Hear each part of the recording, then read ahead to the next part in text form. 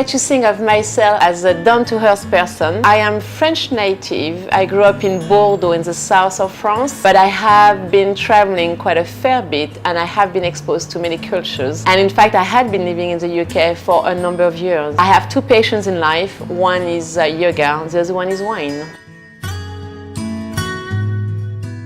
Because I think it's a very complete and very interesting subject.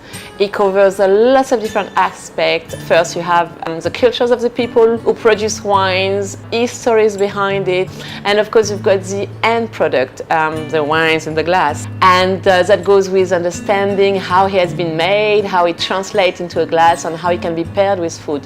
So for me, it's an ever-evolving subject, which is just amazing, amazing to learn about.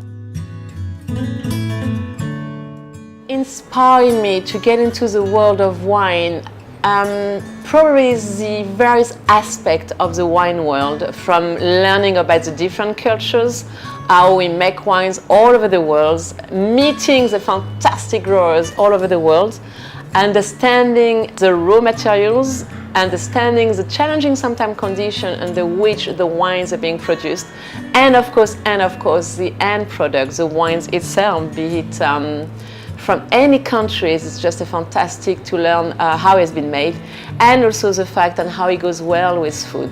So it's what inspired me and what keeps inspiring me. But I think also probably the growers, people behind the labels, they are fantastic people.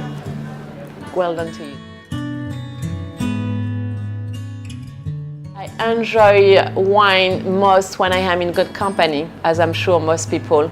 And when I am with winemakers, so that I can ask lots of questions on how actually they have produced the end product.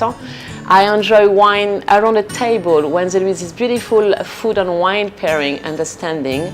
I think there is a wine for every occasion, which is a bit cliche to say. So I enjoy wines all the time. That said, I tend to enjoy my wines after having practiced yoga.